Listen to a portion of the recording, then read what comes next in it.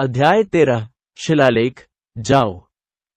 अरे तुम, रुको, रुको, क्या तुम मेरी बात सुन रहे हो? क्या आप जानते भी हैं कि वह कौन है? बड़ी वरिष्ठ बहन पूरी तरह अविश्वास में चिल्लाई। हालांकि यह सिर्फ किन जिंगसुआन की शांत अभिव्यक्ति को देखने से स्पष्ट नहीं था, लेकिन क्योंकि वे सबसे करीबी दोस्त थे, वह जानती थी कि बेचारी लड़की क्या सोच रही थी। वह इस छोटे से बदमाश को अपने सबसे प्यारे दोस्त के दिल को नुकसान पहुंचाने से कैसे बच सकती थी? मनुष्य को हमेशा इतना क्रूर और विचारहीन क्यों होना चाहिए? इसे ही विद्वानों ने न्याय का सच्चा गर्भपात कहा है।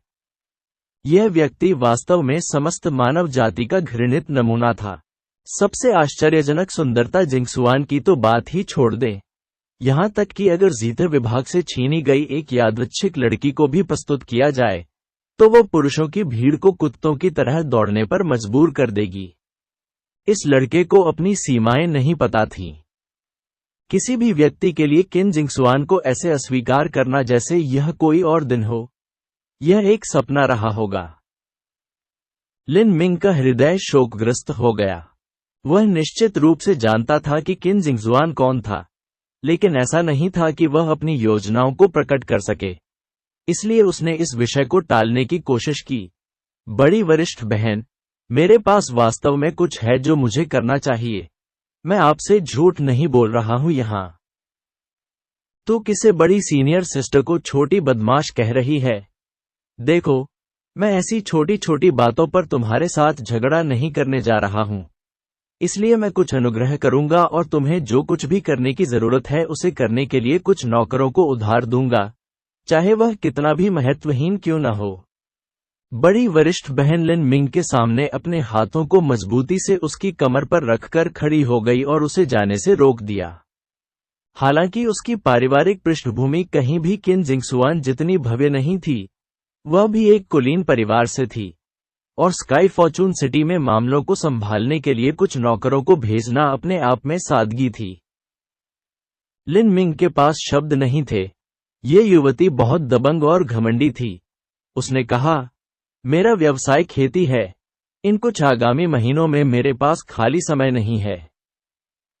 बड़ी वरिष्ठ बहन कुछ कहना चाहती थी, लेकिन किन जिंगसुआन ने उसे रोका। इस साथी छात्र को जाने दो, शायद उसका मास्टर उसे बुला रहा है। किन जिंगसुआन के दिमाग में लिन मिंग की कम उम्र में उपलब्धियों के साथ उन्होंने अपने जीवन का अधिकांश ध्यान परिश्रमपूर्वक अभ्यास करने पर केंद्रित किया होगा। इन मामलों में यह स्वाभाविक ही था कि उसका रहस्यमय गुरु उसके लिए हर दिन कठोर पाठ की व्यवस्था करता। उसकी ये बातें सुनकर लिन मिंग को अपने दिल में राहत महसूस हुई। हालांकि उसने सच बोला था, और वह इन दो सुंदरियों की तुलना में मानसिक रूप से थोड़ा अधिक परिपक्व था। वह उनकी जबरदस्त ताकत और पृष्ठभूमि के कारण आराम नहीं कर सका। सिर्फ एक शब्द से वे उसे कुचल सकते थे। जैसे ही लिन मिंग जाने के लिए तैयार हुए, किन जिंगसुआन ने मुस्कुराते हुए कहा, मेरा नाम किन जिंगसुआन है। अगर साथी छात्र ने कभी अपनी खेती पूरी कर ली है और उसके पास कुछ समय बचा है, तो कृपया मुझे देखने के लिए मार्शल क्वार्टर में आए। आपकी उपस्थिति का सदैव स्वागत रहेगा। लिन मिंग ने अपने कदम रोके और उसे अपना नाम बताया, लिन मिंग। फिर लिन मिंग चले गए। उसकी प्रस्थान को देखते हुए किन जिंगसुआन केवल आह भर सकता था। उसके नाम का उच्चारण करने के लिए किस प्रकार के अक्षरों का प्रयोग किया गया? क्या जंगल में लिन था और उजले में मिंग? केवल इन दो पात्रों के साथ स्काई फॉर्चून सिटी में बहुत सारे डुप्लीकेट होंगे। वह उसे इस शहर में कैसे ढूंढेगी? जैसे ही वह सेवन प्रोफाउंड मार्शल हाउस से लौटे, लिन मिंग ने पहले ही तय कर लिया था कि उन्हें क्या चाहिए। स्काई फॉर्चून किंगडम ने स्काई वम सिल्क का उत्पादन किया था, लेकिन इसका उपयोग मुख्य रूप से उपकरणों के लिए किया गया था। उनकी मार्शल आर्ट पृष्ठभूमि के कारण उन्हें ढूंढना और खरीदना मुश्किल था।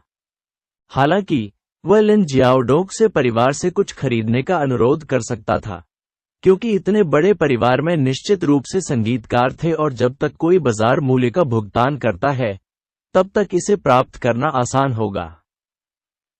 स्काई जिथे लिस्ट से लिन मिंग बता सकते हैं कि स्काई वम सिल्क की अनुमानित कीमत लगभग 20 टन सोना प्रति फुट थी। हालांकि यह बहुत महंगा नहीं लगता था। ऐसा इसलिए था क्योंकि स्काई वम सिल्क बहुत पतला और हल्का था। यदि वजन की गणना की जाए तो यह कहना अतिशयोक्ति नहीं होगी कि 1 पाउंड खरीदने के लिए 10,000 टन से अधिक सोने की आवश्यकता होगी। लिन मिंग के पास केवल 70 टन सोना था, इसलिए वह 3 फुट सोना खरीद सका। व्यापार मेले में उन्होंने सामग्री का एक विशाल ढेर खरीदने के लिए 800 टन सोना खर्च किया था, लेकिन सिर्फ 3 फीट स्काई वम सिल्क की कीमत 60 टन सोना होगी। ये 3 फीट रेशम निस्संदेह हल्का होगा, और इससे केवल यह साबित हुआ कि यह अत्यधिक महंगा था। लिन मिंग ने अपने बिस्तर की चौकी पर एक कैलेंडर लगाया जिसमें उसके बचे हुए दिनों की संख्या के बराबर पन्ने थे। वह हर दिन एक को फाड़ देता था। पहला महीना वह शिलालेख तकनीक का अभ्यास करने में बिताता था, और बाकी 2 महीने वह अपनी जरूरत की दवाइयां खरीदता था और फिर एक पागल आदमी की तरह खेती करता था। उनका मानना था कि अमृत और गोलियों के साथ वह शारीरिक परिवर्तन के पहले चरण को पार करने में सक्षम होंगे, और शायद दूसरे चरण के शिखर तक भी पहुंचेंगे। यदि वह दूसरे चरण के शिखर तक पहुंच सकता है, तो भले ही वह जुयान से आगे न बढ़ सके, कम से कम उसे विनाशकारी नुकसान नहीं उठाना पड़ेगा। सैकड़ों बार अभ्यास करने के लिए अपने वास्तविक सार का उपयोग करने के बाद लिन मिंग ने अंततः शिलालेख के लिए औपचारिक कदम शुरू किए जिसमें सामग्री शामिल थी। इस तरह से अधिकांश शिलालेख मास्टरों की शुरुआत हुई, लेकिन लिन मिंग के पास अपने पास मौजूद सामग्रियों को लापरवाही से बर्बाद करने की विलासिता नहीं थी। उन्हें प्रत्येक बहुमूल्य प्रयास को अत्यंत सावधानी से करना पड़ता था। सामग्री के इस ढेर के साथ जिसकी कीमत 800 टन सोना थी, उसे कम से कम एक व्यवहार्य शिलालेख निकालना था। शिलालेख के लिए न केवल अच्छी धारणा की आवश्यकता होती है, बल्कि इसके लिए एक अच्छे शिक्षक, वित्तीय सहायता और सबसे बढ़कर एक शक्तिशाली आत्मबल की भी आवश्यकता होती है। क्योंकि शिलालेख प्रक्रिया में किसी को ऊर्जा संरचना खींचने के लिए अपनी आत्मिक शक्ति का उपयोग करके उत्कीर्णन चिह्नों को नियंत्रित करना पड़ता था। लिन मिंग की आत्मिक शक्ति को बचपन में ही मापा जा चुका था, और यह तीसरी श्रेणी की आत्मिक शक्ति भी थी। तृतीय श्रेणी की आत्मबल और तृतीय श्रेणी की युद्ध प्रतिभा को सभ्य माना जा सकता है। मार्शल आर्ट का कोई इतिहास नहीं रखने वाले एक कुलीन परिवार के लिए यह अच्छा था, लेकिन यह निश्चित रूप से शीर्ष पर कहीं भी नहीं था। बॉडी ट्रांसफॉर्मेशन चरण में मार्शल कलाकारों के पास अपनी आत्मा शक्ति का उपयोग करने के कई कारण नहीं थे, इसलिए यह लिन मिंग का पहली बार ऊर्जा के इस रूप का उपयोग था। उन्होंने आत्मा के टुकड़े में मिली स्मृतियों के अनुरूप अपनी आत्मशक्ति को संगठित करना शुरू कर दिया। उन्होंने इस आत्मिक शक्ति को अपने शरीर में प्रसारित किया, इससे परिचित हुए और इसे अपने मन से संचालित किया। सभी जीवित प्राणियों में आत्मिक बल था, लेकिन सचेत रूप से इसे स्थानांतरित करने में सक्षम होना कुछ ऐसा था जिसे औसत व्यक्ति हासिल करने की हिम्मत नहीं कर सकता था। इसके लिए आत्मा नियम सूत्रों की आवश्यकता थी और दैनिक कठोर अभ्यास की आवश्यकता थी। कई शिलालेख विशेषज्ञ विभिन्न प्रकार के प्रतीकों और बुनियादी संरचनाओं को याद करने में कामयाब रहे थे, लेकिन अगर आत्मा कानून के सूत्रों का अध्ययन करने में उनका समय अपर्याप्त था, तो इसका परिणाम ये होगा कि उन्हें आत्मबल का उपयोग नहीं करना पड़ेगा। यदि कोई आत्मबल का प्रयोग नहीं कर सका तो पदार्थ का उपयोग नहीं हो सकेगा। परिणामस्वरूप उनके पास इन सामानों को बर्बाद करने की योग्यता भी नहीं होगी। जैसे ही लिन मिंग ने आत्मा नियम सूत्र को घुमाना शुरू किया, आत्मा के टुकड़े की यादों से गहरी शांति की अनुभूति हुई। इसने उसे एक परिचित अनुभूति से भर दिया। यह आत्मा नियम सूत्र जिसका उन्होंने प्रयोग किया था, जिस बुजुर्ग की यादें थीं, उन्होंने अपनी मृत्यु से पहले वास्तव में भयानक संख्या में इसका प्रयोग किया होगा। इस तरह की परिचित अनुभूति के साथ ऐसा लगा जैसे लिन मिंग अपने पूरे जीवन में शिलालेख तकनीकों का अभ्यास कर रहे थे और उन्हें लगा कि उनकी थकान दूर हो गई है। इतना ही नहीं, बल्कि उनकी अधिकांश आत्मिक शक्ति बरकरार रही और उन्हें यादों के किसी भी नकारात्मक प्रभाव के बारे में चिंता करने की जरूरत नहीं थी। उसने धीरे से अपना हाथ बढ़ाया और अदृश्य आत्मिक शक्ति ने स्काई विंड ग्रास की जड़ों को खींचना और रस चूसना शुरू कर दिया। अपने दिमाग का उपयोग करते हुए लिन मिंग ने अपने नियंत्रण में रस को विभिन्न आकारों में बदलने का अभ्यास करना शुरू कर दिया। कभी कभी उसने इसे पतले तारों में बनाया, कभी कभी उसने इसे एक क्रिस्टल स्पष्ट बुलबुले में संघनित किया। सहजता के इस स्तर ने लिन मिंग को भी आश्चर्यचकित कर दिया। वह जानता था कि सस्ते मैनुअल में ये कहा गया था कि जो लोग आत्मा कानून सूत्रों का उपयोग कर सकते हैं, उनके लिए धारणा की जन्मजात प्रतिभा वाले लोगों को केवल 1 महीने की आवश्यकता होगी, जबकि कम प्रतिभा वाले लोग आधे साल तक अभ्यास कर सकते हैं और फिर भी कोई परिणाम नहीं होगा। प्रत्येक शिलालेख स्वामी का अपना व्यक्तिगत आत्मा कानून सूत्र था। आत्मा कानून के सूत्रों की स्वाभाविक रूप से अलग अलग रैंकिंग थी, क्योंकि कुछ बदतर थे और कुछ बेहतर थे। इस प्रकार शिलालेख स्वामी स्वाभाविक रूप से अपने स्वयं के आत्मा कानून सूत्रों को बड़े प्यार और देखभाल के साथ मानते थे।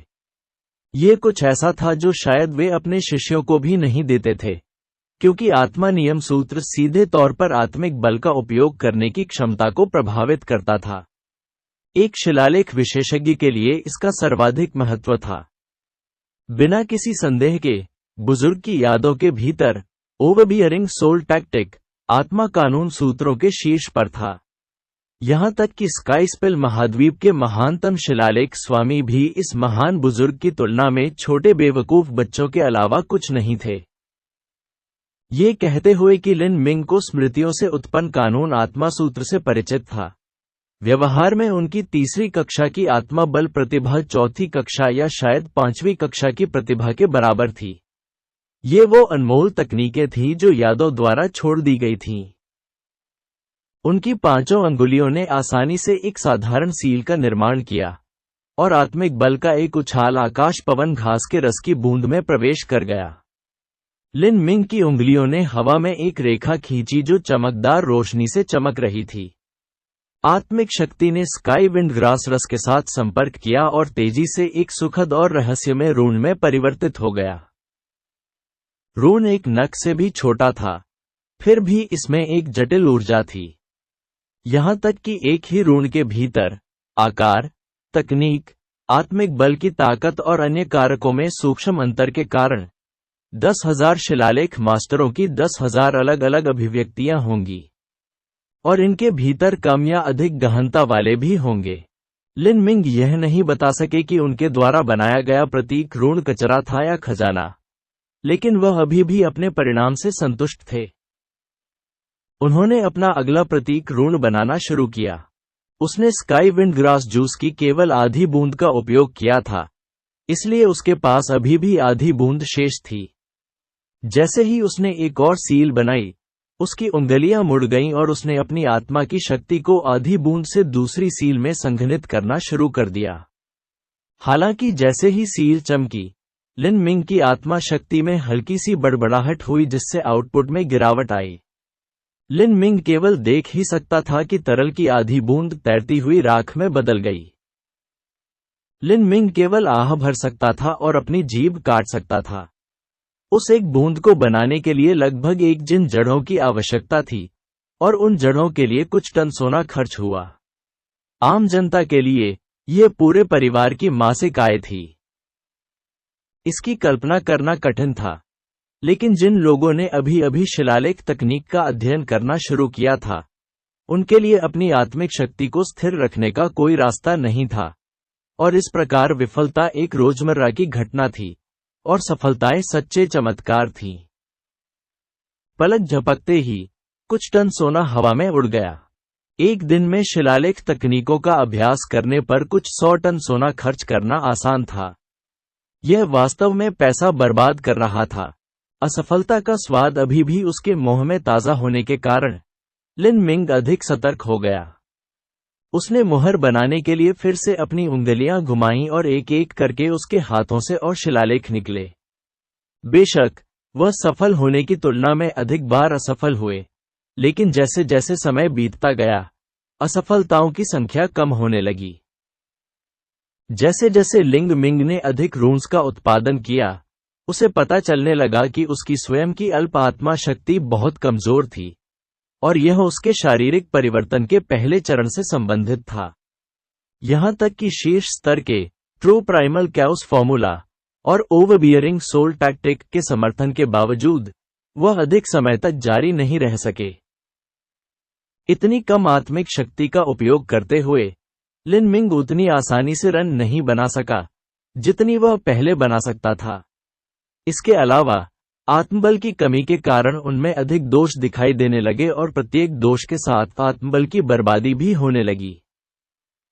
जैसे जैसे उसकी आत्मिक शक्ति कम होती गई, लिन मिंग की शिलालेख प्रक्रिया केवल आधे रास्ते पर थी। हालांकि उन्हें आत्मिक बल को बनाए रखने में कठिनाइयां होने लगीं, और उन्हें पता भी नहीं चला कि उनके शरीर में आत्मिक बल बहुत अधिक समाप्त हो गया था और चक्कर आने की लहर उनके पास से गुजर गई। उसके सामने दौड़ने वाले भाग कंपन करने लगे, जैसे वे चकनाचूर होने की सीमा पर पहुंच गए। लिन मिंग का दिल उछल पड़ा और उसने जल्दी से अपनी आत्मिक शक्ति को स्थिर कर लिया। एक पल में उसकी हथेलियां पसीने से लथपथ हो गईं। उसने चीजों को लगभग गड़बड़ कर दिया था। कितने 10 टन सोना गायब हो गया होगा। लेकिन लिन मिंग पसीने से ढके इंद्रधनुष के अंत में उस चमकदार सोने के बर्तन को देख सकता था। वह एकदम से आगे बढ़ गया। अध्याय 14 बढ़ती ताकत। लिन मिंग ने अपनी आधी एकाग्रता अपने वास्तविक सार के साथ प्रतिकरणों की अखंडता को बनाए रखने पर खर्च की, और उनकी एकाग्रता का दूसरा हिस्सा सच्चे सार अवशोषण की दर को तेज करने के लिए ट्रू प्राइमल कैओस फॉर्मूला को निर्देशित कर रहा था। अपने मन में इन दो विपरीत विचारों के साथ उसने अपना शिलालेख विफल कर दिया। लगातार 5 विफलताओं और सामग्रियों के 5 ढेर राख में बदल जाने के बाद लिन मिंग को यह एहसास हुआ कि वह शिलालेख को पूरा करने में पूरी तरह से असमर्थ थे, इससे पहले कि उनका असली सार खत्म हो जाए। इन निरर्थक प्रयासों में इतना लंबा समय व्यतीत करने के बाद अंततः उसने आत्मिक बल को काट दिया।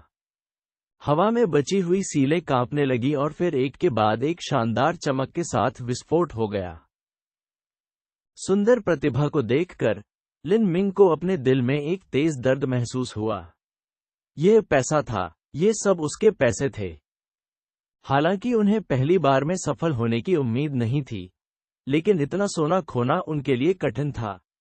आशा की एकमात्र बात यह थी कि वह उस स्तर पर नहीं पहुंचा था जहां उसे अपनी सबसे दुर्लभ और महंगी सामग्री स्काई वम सिल्क का उपयोग करना था। उनकी बची हुई सामग्री 10 और प्रयासों के लिए पर्याप्त थी। यदि वह इससे पहले किसी शिलालेख को पूरा करने में असमर्थ होता, तो वह पूरी तरह से टूट चुका होता और आगे इसे जारी रखने में असमर्थ होता।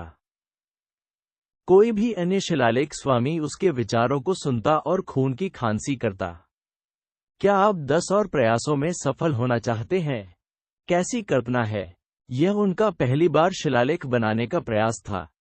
अगले 10 प्रयासों में एक शिलालेख पूरा करना तो दूर, एक सामान्य शिलालेख छात्र को एक सफल रेखा खींचने में भी परेशानी होगी।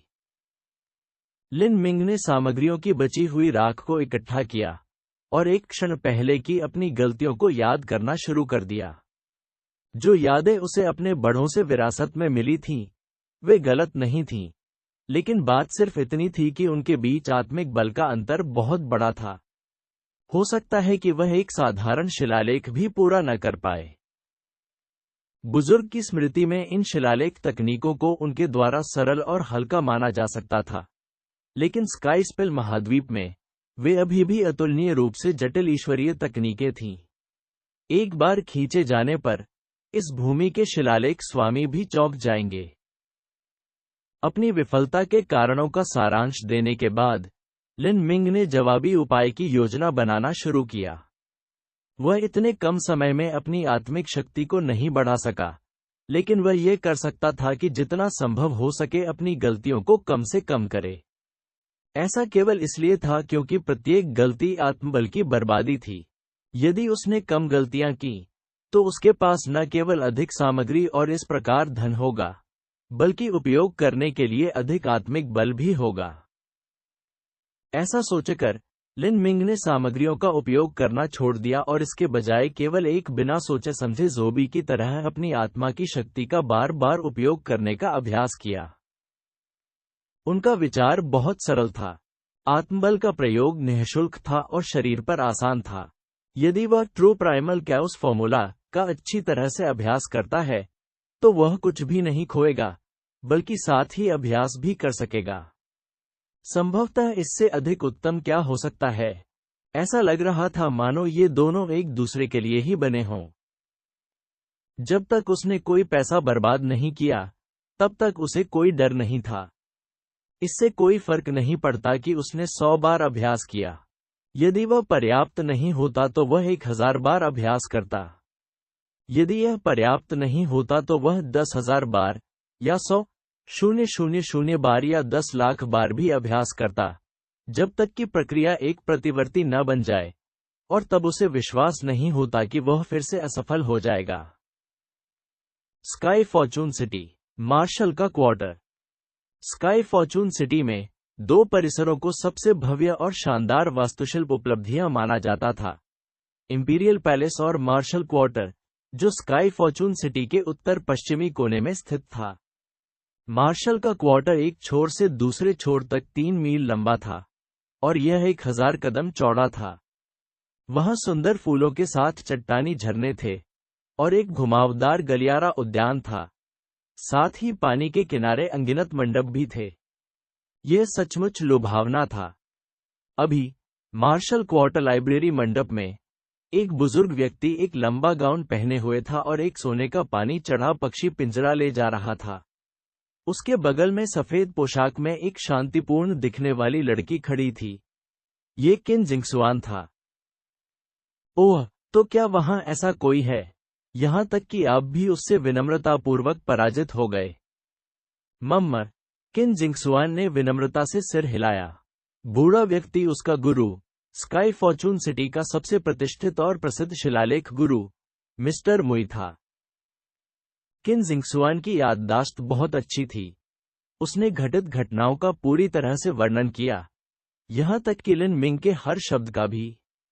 बूढ़े व्यक्ति की बात सुनने के बाद उसकी अभिव्यक्ति और अधिक गरिमापूर्ण हो गई। पहले तो उसने मान लिया कि उसकी युवा छात्रा प्यार में थी और किसी ऐसे लड़के के प्रति विनम्र थी जिसे वह पसंद करती थी, लेकिन ऐसा लग रहा था कि वह वास्तव में हीन थी। इसके अलावा उस युवक का ज्ञान बहुत समृद्ध और अनुभवी था। इसके स्काई फॉर्चून किंगडम के किसी व्यक्ति से आने की संभावना नहीं थी, बल्कि किसी अन्य अधिक विकसित भूमि से किसी प्राचीन गुरु के आने की संभावना थी। समाप्त करने के बाद उसने ये भी बताया कि कैसे लिन मिंग ने इतनी आसानी और तरलता के साथ नींव की रेखाएं और प्रतीकों को तैयार किया। यह ऐसा कुछ नहीं था जिसे वह करने में सक्षम थी। आत्मा बल के साथ आधार रेखाएं खींचने में सक्षम होना, लेकिन रुकना नहीं और फिर भी प्रत्येक बिंदु की ऊर्जा की जटिलताओं को समझने में सक्षम होना। यह क्या है? मुई ने आश्चर्य से कहा। मम्मर, मुई ने सांस ली। उन्होंने हमेशा इस तथाकथित ड्राइंग को सहज भाव से प्रदर्शित करने का सपना देखा था, लेकिन इसके बारे में सोचने के लिए लाखों नहीं तो अरबों प्रयासों की जरूरत होती है। क्या इस युवा लड़के ने तब अभ्यास करना शुरू कर दिया था जब वह अपनी मां के गर्भ में ही किलकियां मार रहा था? आपको सचमुच यकीन है कि वह 15 या 16 साल का है? हाँ, किन जिंगसुआन ने निश्चितता के साथ उत्तर दिया। अद्भुत, अद्भुत, मुई ने आह भरते हुए कहा। इतनी छोटी उम्र और वह पहले से ही इतना निपुण है। ये सचमुच अद्भुत है। यह मेरे जीवन में पहली बार है कि मैंने युवा प्रतिभा को मात देते हुए इतनी बड़ी उपलब्धि देखी है। मैंने सोचा कि मैंने इस तरह की प्रतिभाओं के बारे में केवल किंवदंतियों में ही सुना होगा, लेकिन मैं इस बात को लेकर और भी उत्सुक हूं कि इस लड़के का मालिक कौन होगा। मुई ने व्यर्थ सोचा। अपने दिमाग में उसने पूरे स्काई फॉर्चून साम्राज्य और यहां तक कि आसपास के कई देशों पर विचार किया, लेकिन वह किसी भी छिपे हुए शिलालेख मास्टर के बारे में नहीं सोच सका जो इस बुजुर्ग के साथ तुलना कर सके। भले ही मुई किसी के बारे में नहीं सोच सकते थे, शिलालेख ज्ञान के मामले में उन्हें स्काई फॉर्चून साम्राज्य में अग्रणी विशेषज्ञ माना जाता था, और यहाँ तक कि पड़ोसी देशों में भी उनकी तुलना उनके अपने शिलालेख स्वामी से की जाती थी। लेकिन इस रहस्यमय बुजुर्ग की तुलना में वह यह नहीं कह सकता था कि उसके जीतने की कोई संभावना है। मुई ने कहा, मैं किसी ऐसे व्यक्ति के बारे में नहीं सोच सकता जो इतने प्रतिभाशाली शिष्य को पढ़ाने में सक्षम हो। लेकिन अगर मैंने अनुमान लगाया तो युवा लड़के का स्वामी किसी प्राचीन कुल से आया होगा। प्राचीन कबीला किनजिंग हुआन चौका। स्काईस्पिल महाद्वीप विशाल था और इसमें प्राचीन कुलों की कई हजारों या लाखों वर्षों की परंपराएं थीं। इन कुलों के पास अतुलनीय रूप से गहरी विरासतें थीं। उदाहरण के लिए, स्काई फॉर्चून किंगडम के सबसे हालिया कबीले ने 7 प्रोफाउंड मार्शल हाउस की स्थापना की थी। वे 7 गहरी घाटियां थीं। संभवतः उनके अपने गुप्त स्वामी और विरासतें थीं। 12 साल पहले 7 प्रोफाउंड वैलीज के बुजुर्ग स्काई फॉर्चून किंगडम पहुंचे, और यहां तक कि शाही परिवार को भी सम्मान करना पड़ा। किन जिंगसुआन के गुरु मिस्टर मुई को देश में शीर्ष शिलालेख गुरु माना जाता था, लेकिन बड़े कुलों के लिए वह कुछ खास नहीं थे। मुई ने कहा, जिंगसुआन, यदि आप उसे अगली बार देखें तो उसे रुकने के लिए अवश्य कहें ताकि मैं व्यक्तिगत रूप से अपना परिचय दे सकूं। ये युवा इतना सरल नहीं है। भले ही उसके पास कोई गुरु हो जो किसी प्राचीन कुल से आता हो, उसके लिए इस स्तर की योग्यता होना इस दिन और युग में स्वर्ग को चुनौती देने जैसा है। साथ ही उसके प्रति विनम्र रहें और उसके साथ सम्मान से पेश आएं। उनका गुरु अकल्पनीय कौशल का व्यक्ति है, जिसका संपूर्ण स्काई फॉर्चून राजधानी अनादर नहीं कर सकती, न ही अपमानित करने का जोखिम उठाएं। हाँ मास्टर। जैसे जैसे दिन बीतता गया, लिन मिंग ने कैलेंडर से एक और पेज फाड़ दिया। लिन मिंग हर दिन शिलालेखों का अभ्यास कर रहे थे। हर प्रकार के प्रतीक, रेखा और ऋण का न जाने कितनी बार अभ्यास किया गया था, और प्रत्येक उसके हृदय में पूरी तरह अंकित हो गया था। दिन रात आत्मबल का प्रयोग करना उसकी आत्मा और मन को बहुत थका देता था, इसलिए उसकी आंखें हमेशा थकावट से लाल रहती थीं। उसका असली सार लंबे समय से सूख चुका था। वह सदैव बिना तेल के दीपक के समान थे, लेकिन उन्हें कुछ फायदा हुआ था। लिन मिंग ने पाया कि उनकी शिलालेख तकनीक में प्रगति के अलावा उनकी धारणा तेजी से संवेदनशील हो गई थी। अब वह अभी भी ग्रेट क्लैरिटी पवेलियन में हड्डी तोड़ रहा था, लेकिन भले ही वह दूसरे स्तर का शातिर जानवर था, लिन मिंग आसानी से जानवर की पूरी संरचना को समझ सकता था, हड्डियों से बच सकता था, और अपने चाकू को उसके ठोस मांस के माध्यम से आसानी से चलने दे सकता था। दूसरे दर्जे का दुष्ट जानवर। लिन मिंग को पूरी तरह से खत्म करने के लिए केवल एक अगरबत्ती लायक समय की आवश्यकता थी। इतनी भयानक गति से ग्रेट क्लैरिटी पवेलियन के कर्मचारी पहले तो आश्चर्यचकित रह गए और इस पर विश्वास नहीं किया, लेकिन इसे देखने के बाद वे अविश्वास में स्तब्ध हो गए। अब ग्रेट क्लैरिटी पवेलियन में लिन मिंग का दर्जा बहुत ऊंचा था। उनके काम के घंटे वैकल्पिक थे और यहां तक कि व्यस्त समय भी वैकल्पिक था। उनका वेतन किसी मास्टर शेफ से कम नहीं था। इस तरह के व्यवहार से कोई भी कर्मचारी संतुष्ट होगा, और यद्यपि लिन मिंग को विशेषाधिकार प्राप्त था, फिर भी वह प्रतिदिन 2 घंटे डिबोनिंग करता रहा। यह उनके लिए अभ्यास का एक रूप भी था। आत्मा की शक्ति के उपयोग का लाभ उठाने के लिए डिबोनिंग एक अच्छा तरीका था। हालांकि लिन मिंग को जल्द ही पता चला कि वह 2 घंटे काम करने में सक्षम नहीं है। संपूर्ण ग्रेट क्लैरिटी पवेलियन में पर्याप्त दुष्ट जानवर नहीं थे। दरअसल भंडारगृह का सारा सामान लिन मिंग ने पहले ही काटकर तैयार कर लिया था। जब सिस्टर लैन, जो प्रतिदिन रसोई की जांच करने के लिए जिम्मेदार थी, बर्फ के भंडारगृह में गई, तो उसने देखा कि सभी खतरनाक जानवर मांस और हड्डियों के साफ सुथरे ढेर में बदल गए थे। इतना ही नहीं, बल्कि प्रत्येक टुकड़ा आकार और संगमरमर में एक समान था। सिस्टर लैंड स्वाभाविक रूप से अवाक थी। ये युवा लड़का तो बस एक मशीन था। आखिरकार, ये पहले महीने के आखिरी 10 दिन थे। लिन मिंग ने अपना दिमाग और सामग्री दोनों तैयार कर ली थी। अब एक बार फिर से शिलालेख शुरू करने का समय आ गया है।